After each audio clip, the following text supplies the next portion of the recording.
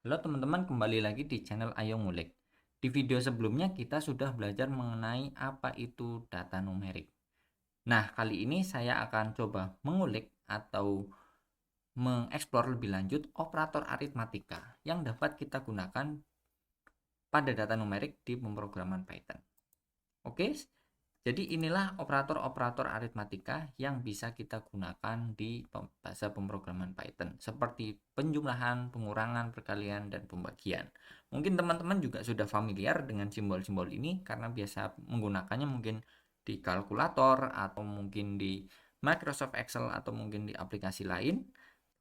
Misalnya kita langsung coba saja, misalnya saya punya dua variabel A sama dengan 10, B sama dengan 5. Maka ketika kita mau menjumlahkan A dan B, kita cukup A plus B sama dengan 15. Ketika kita melakukan pengurangan, A kurang dari B, A dikurangi B sama dengan 5. Kita perkalian, A dikali B sama dengan 50.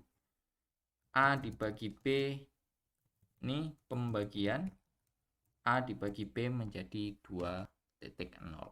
Kenapa ada titik nolnya? Jadi ketika kita melakukan pembagian di Python, maka hasilnya akan selalu float.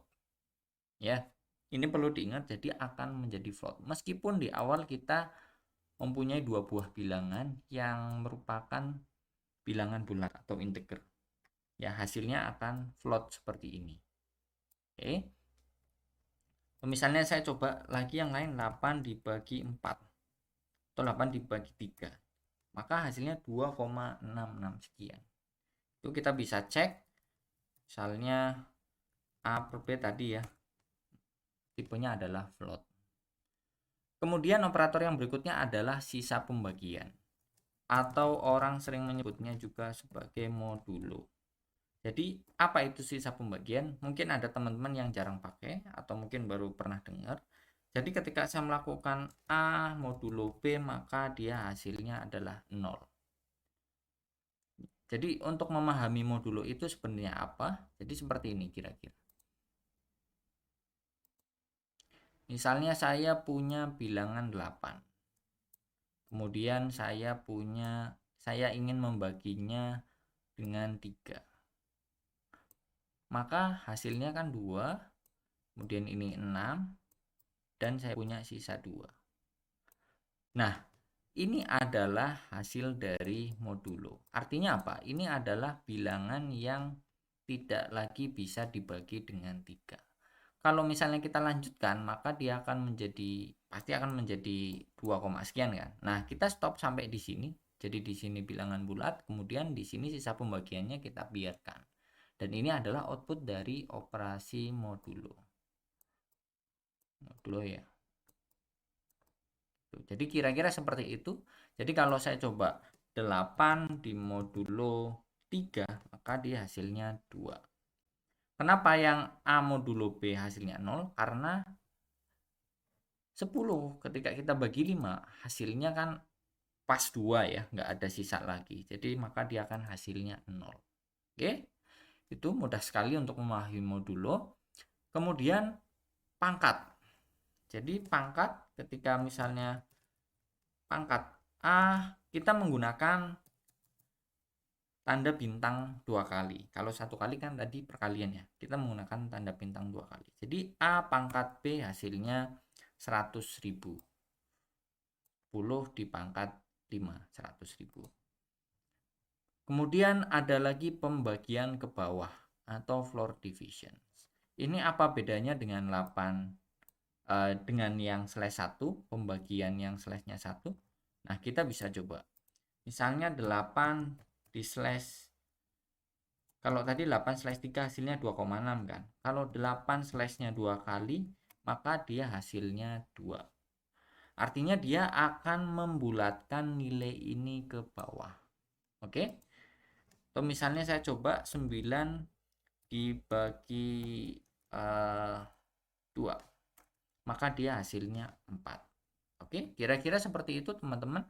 Nah, mungkin teman-teman bertanya, kalau misalnya kita ingin melakukan akar pangkat itu bagaimana? Karena di sini kan tidak ada ya. akar pangkat. Sebenarnya banyak cara untuk melakukan akar pangkat di Python, tapi mungkin saya akan memberikan tips hanya dengan menggunakan ini gitu. Misalnya saya punya bilangan C16.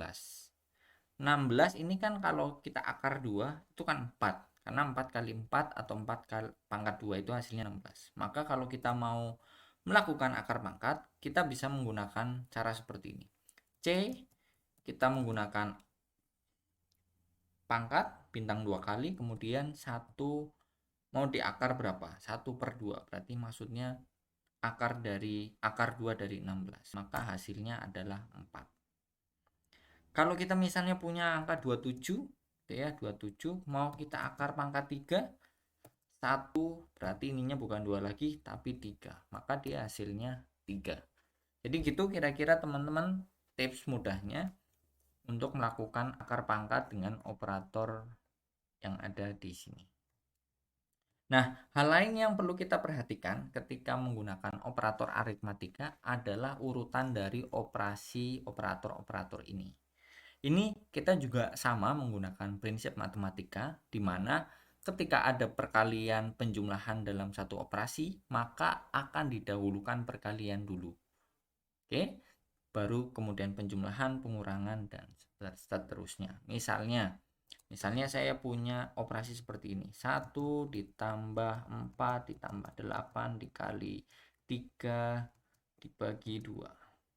Gitu. Jadi ini hasilnya 17. Karena ini 8 akan dikalikan 3 dulu, 24, kemudian dibagi 2, baru ditambahkan 4 dan 1 hasilnya 17.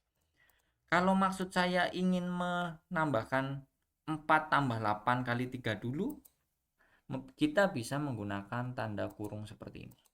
Jadi apa yang ada di kurung ini akan dilakukan penghitungan terlebih dahulu. Misalnya seperti ini, 1 plus dalam kurung 4 dan seterusnya, maka dia akan berbeda hasilnya dengan yang pertama, 15. Jadi itu penting ya untuk memperhatikan urutan operasi matematika. Oke. Oke, mungkin cukup sekian video kali ini teman-teman. Silahkan teman-teman explore sendiri. Sampai jumpa di video berikutnya.